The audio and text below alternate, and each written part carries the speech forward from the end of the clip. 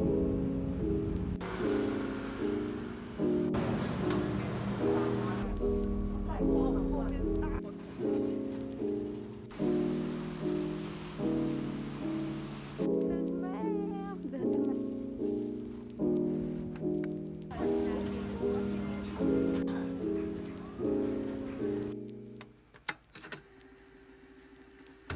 วัสดีค่ะวันนี้ออกจากห้องแต่เช้าตรู่เลย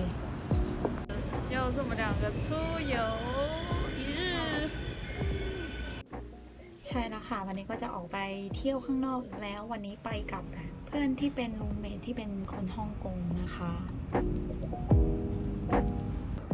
วันนี้เราจะไปเมืองที่ชื่อว่าจีหลงนะคะแล้วก็นั่งรถไฟประมาณเกือบชั่วโมงกว่าๆค่ะจะเป็นเมืองที่ติดทะเล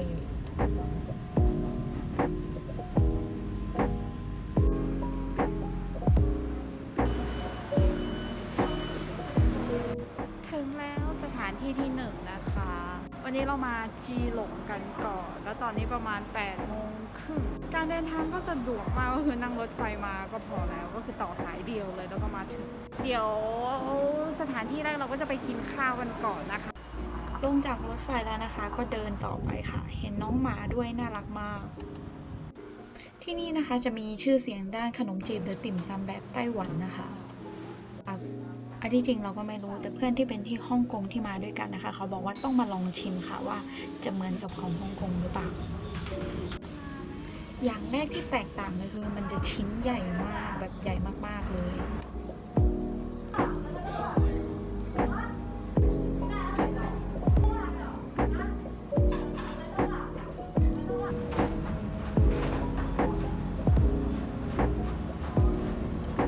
เขาห่อกันสดๆหลังร้านเลย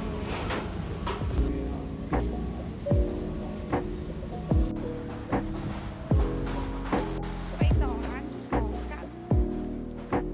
พอไปถึงแล้วร้านยังไม่เปิดนะคะจะเปิดอีกทีคือสายมากประมาณ11ระหว่างทางนะคะเราก็ได้เจอกลุ่มที่มีความพิการทางการได้ยินและการพูดนะคะก็มีไกด์นำพาเขามาเที่ยวนะคะแล้วเขาก็แวะคุยกับเราค่ะในนั้นก็มีอาจารย์สอนภาษามือด้วยหลังจากคุยเสร็จนะคะเราก็มาซื้อของที่เราตามหากันค่ะก็คือตับหมูเป็นของกินท้องถิ่นนะคะ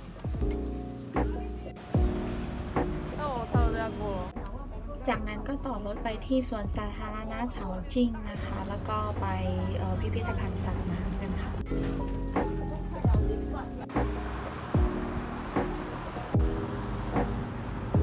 ที่นี่นะคะจะเป็นเมืองท่าเมืองติดทะเลพวกอาหารทะเลหรือว่าพวกเรือประมงจะเยอะมาก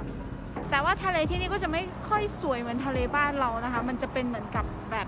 เป็นทะเลไปเลยมันไม่มีเหมือนกับหาดทรายสวยๆแบบบ้านเรา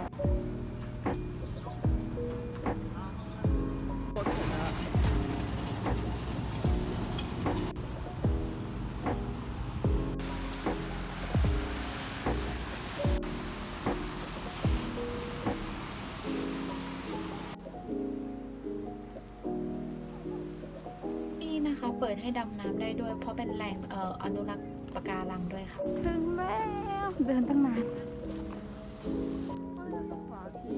哪里啊？那能你也来点。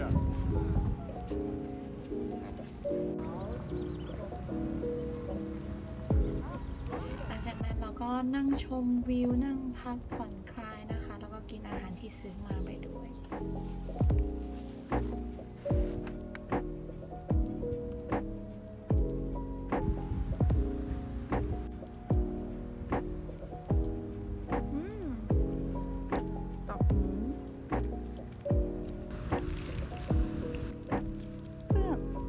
这个不น้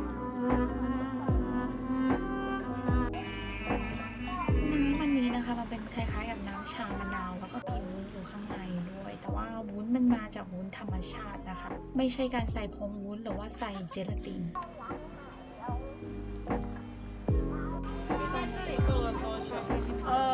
差不多还没到2年，但是我在那边卖6、7年。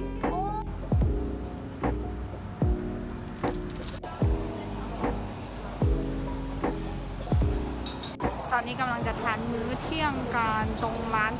ตลาดใกล้ๆนะคะมื้อเที่ยงของเรา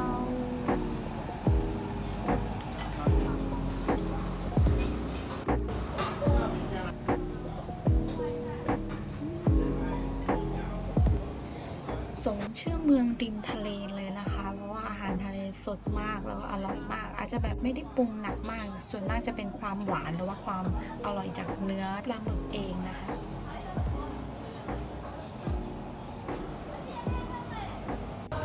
พิพิธภัณฑ์สัตว์น้ำก็จะมีอะไรที่เป็นเกี่ยวกับสัตว์น้ำเยอะมาก ลดภาวะโลกร้อนกันนะคะ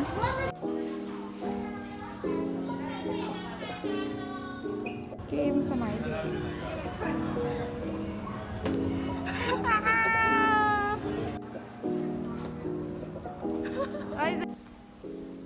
เป็นการเที่ยวที่แวะมาทำงานด้วย ก็จนทำงานตั้งแต่บ่ายโมงจนถึงประมาณ5 โมงแล้วหลังจากนั้นก็จะไปเที่ยวต่อตอนขากลับก็จะไปกินข้าวตรงทางสถานีรถไฟที่จะกลับ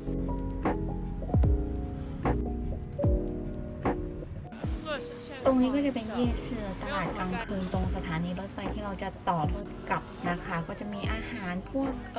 พื้นเมืองดังๆเยอะมากก็เลยมาตามล่ากัน ถึงเวลากินแล้ว